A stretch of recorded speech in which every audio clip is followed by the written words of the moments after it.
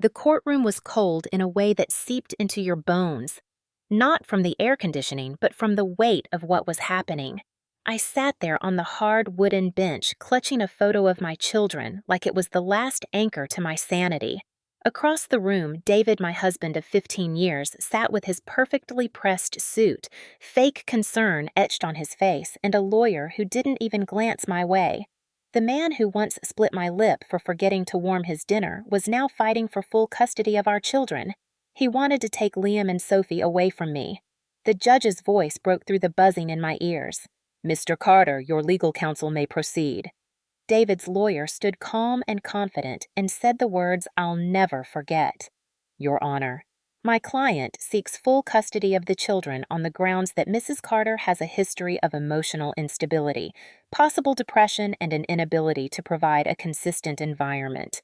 I felt the floor drop beneath me. 15 years. 15 years of bruises under sleeves, silence at family dinners, rehearsed smiles at church, of whispering to myself in the bathroom mirror that it would get better, that he didn't mean it, that I just needed to try harder. I had worn long sleeves in July, learned to walk without making noise, trained myself not to cry, even when it hurt. But this was the final slap.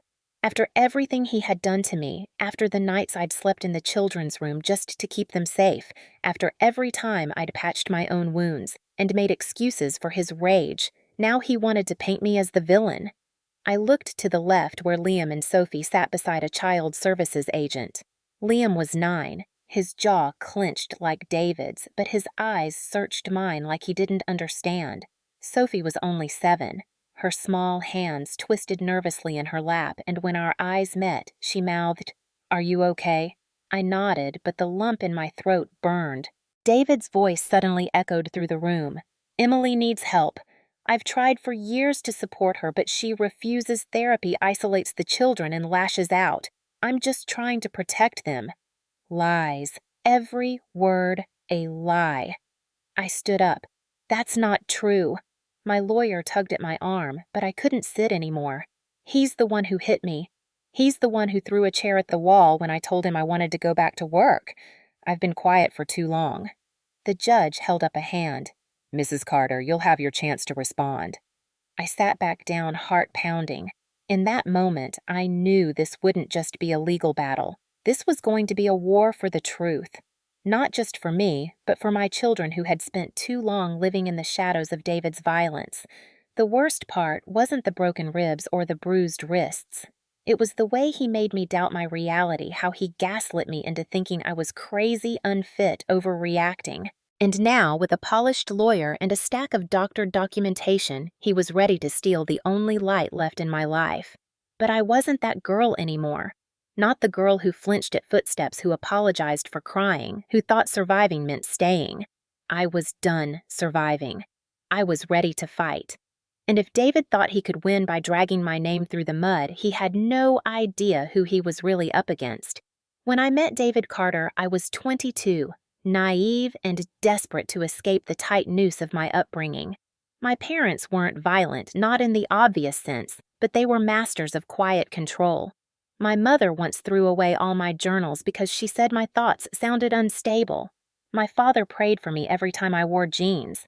So when David smiled at me across the church parking lot and told me I had the kind of eyes that made a man want to be better, I believed him. He was 10 years older, worked in finance, had his own place, and more importantly, he listened. Or at least he pretended to. I moved in with him 6 months later. He proposed with a diamond ring and a promise that I'd never have to feel alone again. I didn't see the red flags. I mistook his constant check-ins for love. His need to know where I was at all times felt like protection. When he started commenting on my clothes, saying things like, "You don't need to show everyone what's mine," I thought it was possessive affection. The first time he hit me, we'd been married 6 months. I had laughed at something another man said at a dinner party. That night, David accused me of flirting and slapped me across the mouth. He cried afterward, told me he didn't know what came over him, that he loved me, that he just got scared of losing me. I forgave him. I blamed myself. And so began the years of silence, isolation, and pain behind closed doors. Every time he apologized, I believed him. Every time he bought flowers the next day or took me out to dinner, I thought maybe this time would be different. but it never was. The bruises moved from arms to ribs to thighs. He was careful not to leave marks where others could see. And when I started pulling away emotionally, when I began to retreat even deeper into myself, he shifted tactics. He began using words like weapons. "You're nothing without me. You're too sensitive. No one else would ever love you." Over time, I started to believe him. I stopped seeing friends. I quit my part-time job. He took over our finances completely. He gave me an allowance like a teenager and kept track of every dollar I spent. I wasn't a wife anymore. I was a prisoner wearing a wedding ring. When I got pregnant with Liam, I thought things might change. He was tender for a while, even doted on me. But after Liam was born and I struggled with postpartum depression, David's patience vanished. He called me lazy, said I was using the baby as an excuse. The night I cried because Liam wouldn't stop screaming, David kicked a hole through our bedroom door. Sophie came 2 years later and the cycle continued. But now it wasn't just me. He began yelling in front of the children. Once he threw Liam's toy against the wall so hard it shattered. Sophie used to cover her ears and hum to drown out the sound of her father's voice. I stayed because I thought I had to, because I believed the lie that broken homes hurt children more than broken parents. But I was wrong. The real damage was staying. The real damage was letting them grow up believing that love was pain and silence was survival. The cost of staying was my body, my mind, and worst of all, their childhoods. I stopped recognizing myself in the mirror. I didn't see a woman. I saw a shadow. The only moments I felt real were when I was holding them, reading them bedtime stories, or watching them sleep untouched by the chaos. And I swore to myself that one day I'd find a way out. That one day I'd stop choosing fear over freedom. I didn't know how or when. But I knew staying any longer would cost us everything. Long before David, before the bruises in the courtroom, there was another kind of pain. A quieter, colder one. I grew up in a house that looked perfect on the outside. White picket fence, manicured lawn, Sunday church attendance, and a mother who arranged roses in crystal vases. But inside, it was all control disguised as care. My mother believed emotions were messy and weakness was embarrassing. When I cried after my first heartbreak at 16, she told me to get over it and then handed me a Bible. When I confided that I sometimes felt anxious, she said, "We don't say things like that in this house. That's what therapy is for the lost." I learned quickly that silence was safer than expression. My father wasn't cruel, but he was emotionally absent. A tall, stoic man who nodded at meals and spoke mostly in scripture. When he did speak directly to me, it was always correction. Don't slouch. Speak softer. Don't question. Smile more. I became a ghost in my own home, obedient, quiet, always trying to earn affection that never came. When I left for college, it felt like freedom, but it wasn't. It was just space. The wound still followed, and when David appeared kind and attentive, I mistook his intensity for love. I didn't know how to recognize healthy attention because I'd never received it. I didn't tell my parents about the abuse. Not at first, but after that first real beating when David pushed me down the stairs while I was pregnant with Sophie, I drove to their house. My mother opened the door, gave me a once-over, and said, "What happened to your face?" I told her the truth. I expected concerned support something, but she folded her arms and said, "Marriage is hard, Emily. Don't air your dirty laundry. You'll embarrass yourself." My father didn't even come into the room. I sat on their pristine white couch, ice pressed to my cheek, and felt the walls close in. My mother made tea like we were discussing the weather. She told me to pray harder, to submit more, that men had tempers and women had resilience. That night, I drove back to David, back to hell, because even my own blood made me feel like I was the problem. Over the years, I stopped reaching out. When Sophie turned 3, my mother sent a birthday card with a note. "Hope she's not as difficult as you were." I didn't respond. When I stopped going to church, my father left a voicemail saying, "You're turning your back on God and your family." But they had already turned their backs on me long before. It wasn't just David who made me feel small. It was the foundation I was built on. I wasn't taught how to ask for help or how to recognize abuse. I was taught to endure, to pretend, to serve others at the cost of myself. And when David hurt me, when he called me names and broke things and shattered pieces of me I didn't know could break, I heard my mother's voice in my head. Just try harder. My family didn't hand me to an abuser, but they raised me to believe I deserved one. That belief took root so deep I didn't even question it until I saw Sophie flinch when David raised his voice. Until I saw Liam quietly step between us like a tiny shield. I realized then that if I didn't break the pattern, they'd inherit it. They'd grow up thinking love was pain, and I couldn't let that happen. Not again. Not to them. There's a shift that happens when violence becomes routine. It stops shocking you. It starts to feel like weather, something inevitable, something you brace for but can't control. That's what life with David became. I learned to read the signs, the way his jaw tensed when work had been rough, the tightness in his voice when he asked what I'd done all day, the long pause when he looked around the house and decided it wasn't clean enough. Those were the days I made sure the kids were upstairs and the knives were out of reach. But the shift wasn't just in him, it was in me too. I stopped crying. I stopped fighting back. I became numb, a silent presence drifting through our home like a ghost with a purpose. Keep the kids quiet, keep dinner warm, keep everything from falling apart. But children notice more than we think. Liam, always observant, began to shrink into himself. He used to talk non-stop about dinosaurs and space. Now he spoke only when spoken to. Sophie, bright and giggly, started stuttering when David entered the room. One evening she knocked over a glass of milk and froze eyes wide like she'd seen a ghost. David stood up so fast the chair slammed back. "You stupid girl," he shouted. I moved between them, heart racing. "She's just a kid," I said. His hand raised, and for the first time it wasn't me he swung at. It was Sophie. I blocked it barely, his palm grazing my cheek instead. The next morning Sophie had a fever. David said I was being dramatic, that she was just faking it to get attention. I stayed up all night rocking her, whispering that she was safe, that she'd always be safe. But even as I said it, I knew it wasn't true. Not with him under the same roof. Not with me still pretending. The violence had always been mine to carry, but now it was touching them. That changed everything. One day, I found Liam in the closet. He'd taken his favorite toys and packed them in a backpack. "What are you doing, baby?" I asked. He looked up and said I was thinking maybe we could run away. My heart cracked in places I didn't know were still breakable. I hugged him tight and didn't answer because I didn't know how.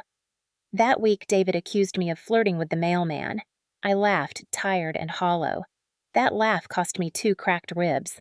I couldn't breathe properly for a week. Still, I told the kids I fell on the stairs. I told the doctor the same. But the pain lingered not just in my chest, but in the eyes of my children. They didn't look at me like I could protect them anymore. They looked at me like they were waiting for me to fall. And the scariest part was I was.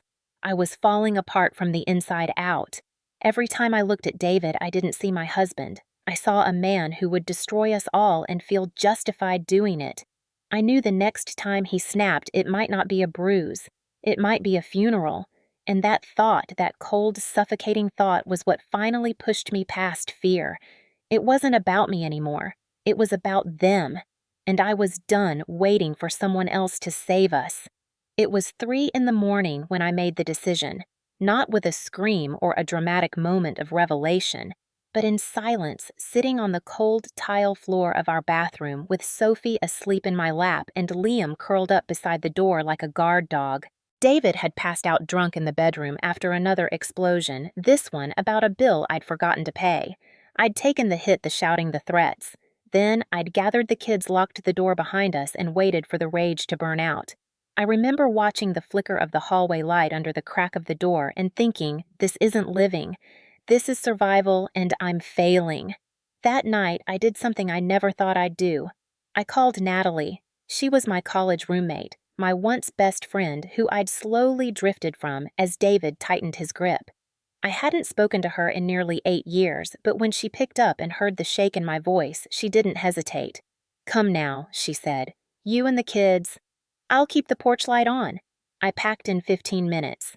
Not just clothes, but birth certificates, school records, any papers I thought might matter later. I took Liam's stuffed tiger and Sophie's nightlight because I knew familiarity would matter in the chaos. I didn't leave a note. I didn't look back. The drive was quiet. Sophie slept in the back seat, clutching her blanket like a lifeline. Liam stared out the window, not asking where we were going, as if he'd been waiting for this moment his whole life. When we arrived at Natalie's, she hugged me so tightly I almost broke down. Her home was warm, cluttered, safe. She made us tea, laid out blankets on the couch, and didn't ask questions that night. The next morning, I called the domestic violence hotline. They set me up with a local shelter that offered legal resources and emergency housing. I couldn't stay with Natalie forever, and I didn't want to endanger her if David came looking. Within 48 hours, the kids and I were relocated to a women's shelter. It wasn't glamorous, but it was safe. The staff there were kind and firm, helping me file a restraining order and guiding me through the beginning stages of filing for divorce. That was the day David found out. I don't know how. Maybe he tried calling and couldn't reach me. Maybe he saw my car missing, but he called me over 40 times in a single day. Voicemails swung from pleading to threatening, from "I miss you, Emily," to "You'll regret this." I didn't answer a single one. Then came the letters. Legal typed and cold. His lawyer accused me of kidnapping, of emotional instability, and demanded immediate custody of the children. I was stunned. Not by the rage I'd lived with that, but by the strategy. He wasn't going to beg. He was going to bury me in paperwork, break me through the system. I realized then this wasn't just a fight to escape. It was a battle to prove I was a fit mother, that I wasn't crazy, that I had the right to protect my kids. I remember sitting in that shelter's office, holding the restraining order papers with shaking hands, thinking I got out. But the war is just beginning, and I wasn't sure if I was ready, but I knew I had no choice. The first time I met Claire Jennings, the shelter's legal advocate, I was half convinced I'd be turned away. I sat across from her in a small office with peeling wallpaper and a flickering fluorescent light, clutching my folder of documents like a shield. I had Liam's school reports, Sophie's medical records, even a few blurry photos I'd managed to take of bruises on my arms when David wasn't looking. Claire didn't look shocked. She didn't gasp or pity me. She simply opened a notepad, adjusted her glasses, and said, "We're going to get your kids safe, and we're going to get you heard." Something in me cracked at that, just a little, but it was the first crack that didn't feel like breaking. From there, everything moved fast and slow at the same time. I filed for emergency custody. Claire worked with a pro bono attorney named Tom Garrett, who didn't ask me why I stayed. He asked what I needed to win. Natalie showed up with grocery bags full of snacks and secondhand clothes for the kids. She brought coloring books, crayons, little hair clips for Sophie, and told Liam stories about her dog when he couldn't sleep. Her presence alone was a balm. She didn't press me for details. She just sat beside me when the world felt too loud. I started keeping a written log of everything, every voicemail David left, every call from his lawyer, every change in the kids' behavior. One evening, Sophie woke up screaming from a nightmare. She said she dreamt that David had found us and taken Liam away. I held her until she fell back asleep and wrote down every word. The log was growing thicker by the day. Liam's teacher from his old school, Mrs. Donner, reached out when she heard what was happening. She offered to write a statement. "Liam once told me he didn't like going home because he didn't know if Dad was happy or mad," she wrote. "He was 6 at the time." I wept reading that. I thought I'd shielded them better. A former coworker of David's named Lisa called out of the blue after Natalie quietly reached out. "I know what kind of man he is," she said. "He once screamed at me in front of our whole team because I handed him the wrong report." She sent me emails he'd written, cruel, demeaning, unhinged. They weren't about me, but they showed a pattern, a need for control, a temper. Claire smiled when she read them. "This is what we build a case on." I began to believe that maybe I wasn't crazy. Maybe I wasn't a failure. Maybe I was a survivor standing on the edge of something terrifying but necessary. Still, David wasn't giving up. His lawyer filed a motion claiming I was alienating the children, manipulating them, depriving him of parental rights. He had even enrolled in parenting classes just to show the court he was making an effort. But none of it was real. He wasn't fighting for them. He was fighting to win, to control, to punish. And every day that passed, I felt the noose tightening. But I wasn't alone anymore. I had allies. I had proof. I had a team. And for the first time in years, I had hope. Hope that the truth would matter. Hope that the system wouldn't fail us. Hope that my children wouldn't grow up thinking silence was the price of safety. The day of the custody hearing, I arrived at the courthouse with my stomach in knots and my file folder clutched so tightly my knuckles ached. Tom, my attorney, walked beside me with calm confidence, but I couldn't shake the fear pressing down on my chest. I wasn't afraid of David yelling or even lying. I was afraid no one would believe me. I was afraid the system would see a well-dressed man with a stable income and a house in a nice neighborhood and think he was the better parent. I was afraid they'd see me tired, anxious, living in a shelter and assume I was unstable. But I had prepared. I had documented everything. I had statements, logs, photos, voice recordings. I had witnesses. I had truth. And more than anything, I had 2 children who needed someone to fight for them without flinching. The courtroom felt like a freezer, cold and sterile. David sat at the other table, immaculate in his suit, his expression blank. He didn't look at me. He didn't look at the kids. His lawyer did most of the talking, claimed I was emotionally erratic, said I'd refused to co-parent, painted me as bitter and vengeful. Tom let him finish, then stood and began to unravel the narrative piece by piece.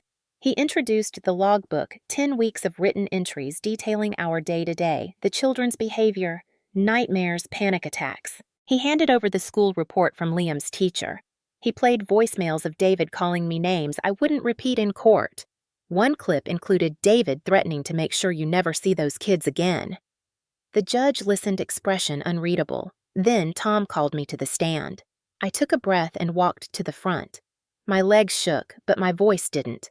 I told the truth.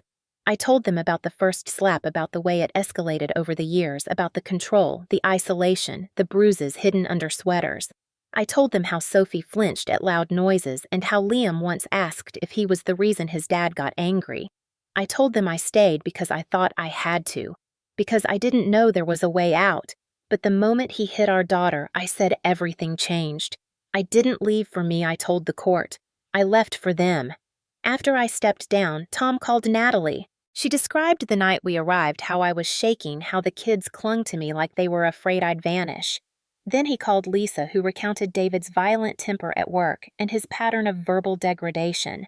Finally, he presented documentation from my doctor about the injuries I'd sustained over the years, always explained away by falls or accidents. The judge remained quiet, taking notes, watching. David's lawyer objected, of course, tried to claim it was all circumstantial, that I was fabricating a narrative. But the evidence was too heavy. The truth had its own gravity. When the session ended, the judge said she would deliver the ruling in the morning. I walked out of that courtroom exhausted but lighter. I had said what needed to be said. I had faced him. I had shown the system who he really was. That night, I sat with Liam and Sophie on our borrowed mattress in the shelter. I told them we were strong, that no matter what happened, I would keep fighting. Liam nodded. Sophie leaned against me and whispered, "I'm glad you're not scared anymore, Mom." I wasn't. Not of him. Not of the truth. Not anymore. The courtroom was silent the next morning when the judge entered her robe, flowing, her eyes sharp and unreadable. I sat with my hands folded tightly in my lap, trying to steady my breathing. David looked as calm as ever, one leg crossed over the other, his lawyer whispering something into his ear. But something in his posture was tighter, his jaw more clenched. He knew. He had to know. The judge cleared her throat and began. This court has reviewed all submitted evidence, heard witness testimonies, and considered the best interests of the children involved. She paused, looking directly at David, then at me. Mr. Dees. Carter. While you present yourself as a stable provider, the evidence overwhelmingly suggests a history of emotional, verbal, and physical abuse toward your spouse, as well as behavior that has negatively impacted your children's emotional well-being.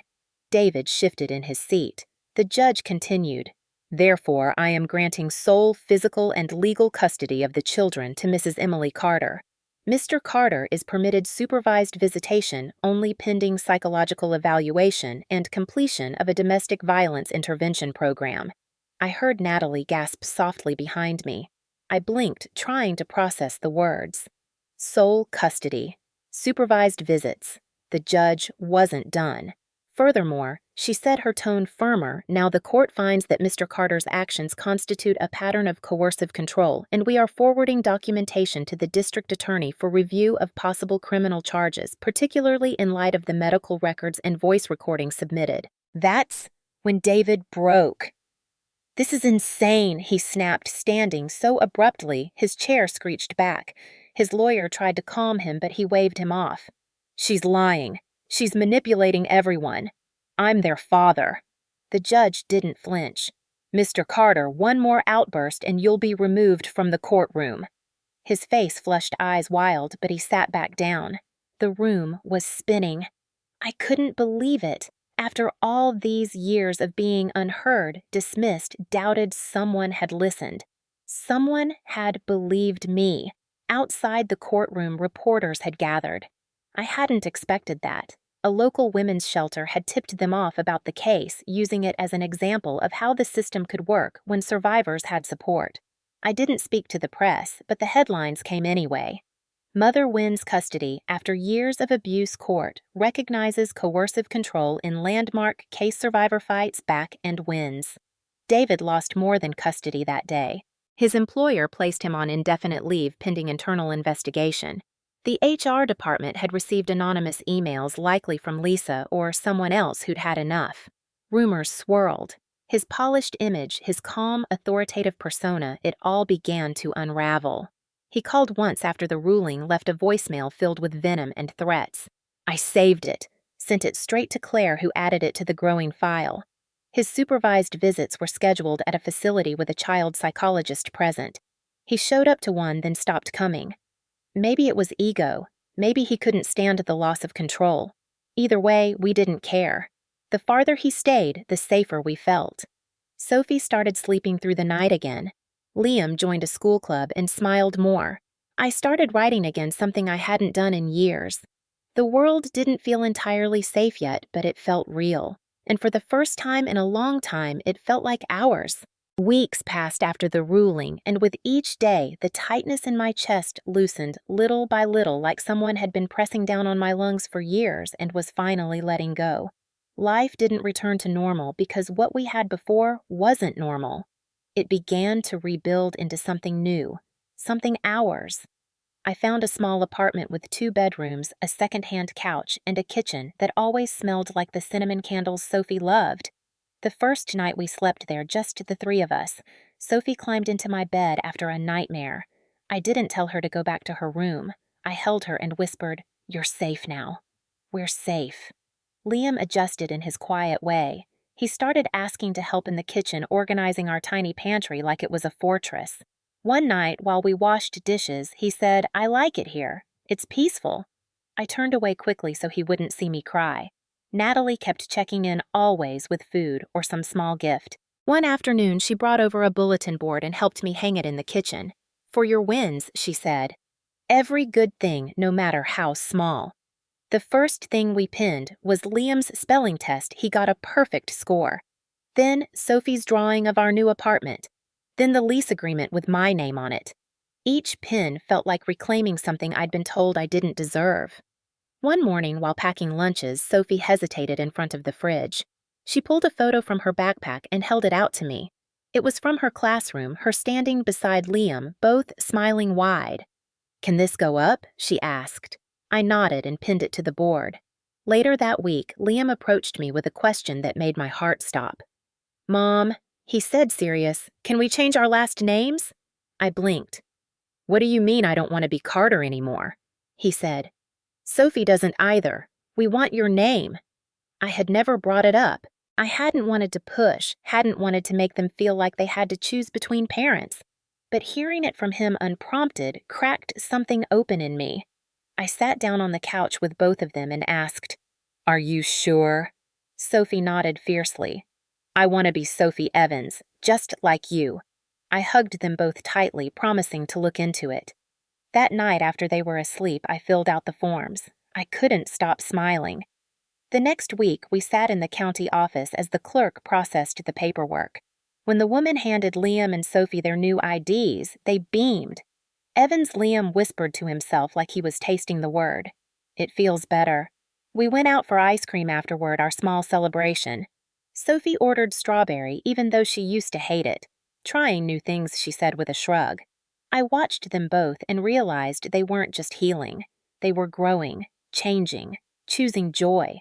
One evening, Liam brought home a project from school, a family tree assignment. I braced myself, unsure of how he'd fill it out, but when I looked, every branch led back to me. At the bottom, in bold letters, he'd written, "This is my real family. We made it ourselves." I held the paper for a long time after he went to bed. We may not have had a picket fence or family dinners with grandparents, but we had each other. We had laughter, safety, love, and it was enough. More than enough. The day I received the final paperwork granting full legal custody, sealing the name changes, and closing the last threads of the court case, I sat at the kitchen table long after the kids had gone to bed, just staring at the stamped envelope. I didn't cry. I didn't cheer.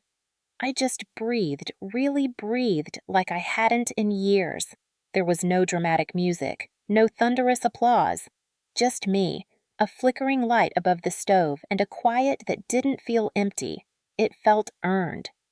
This was what peace felt like. Not perfection, not the absence of struggle, but safety. Space to exist without flinching. Later that night, as I folded Sophie's laundry, I found a crumpled drawing shoved between her sweaters. It showed a stick figure family me, Liam and Sophie standing in front of a little house with a sun in the corner and 3 hearts above our heads. Underneath, in her wobbly handwriting, she'd written, "We are strong. We are free." I pinned it on the wall beside our family calendar. A few days later, I was invited to speak at the women's shelter. They wanted me to talk to a small group of women who had just arrived, some still shaken, some silent, all hurting. I was terrified, but I went. I stood in front of them, looked at the faces of women who looked like I used to, and said the words I had once needed someone to say to me. You are not crazy. You are not weak, and you are not alone. I told them about David, about the years I stayed, the bruises, the gaslighting, the way my own family told me to pray harder instead of run faster. I told them about the moment I left and how I wasn't sure I'd make it, but I did. I told them about Liam and Sophie, about the name changes and the spelling tests and the ice cream nights, about the way healing doesn't come all at once. It comes in pieces, in bedtime stories and safe rooms and quiet mornings where no one is yelling. One woman cried the whole time. Another asked if I regretted anything. I paused, thinking. I regret not leaving sooner, I said, honest and calm. But I don't regret surviving. I don't regret fighting. And I don't regret choosing peace over pain. On the way home, I passed the church I hadn't been to in years. The one where I met David, where I'd once prayed for love and got control instead. I parked and sat outside for a while, not to go in, but to say goodbye. To the old version of me. The one who bowed her head and stayed silent.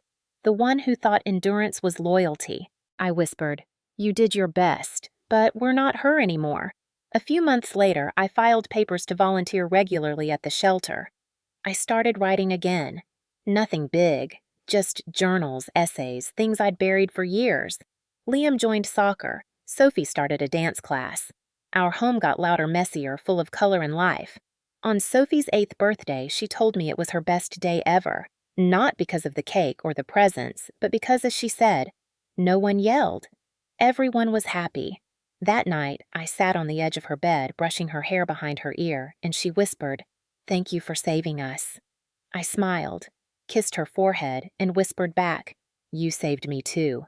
Family isn't always what we're born into. Sometimes it's what we build with broken hands and stubborn hearts. Sometimes it's forged in fire and shaped through scars.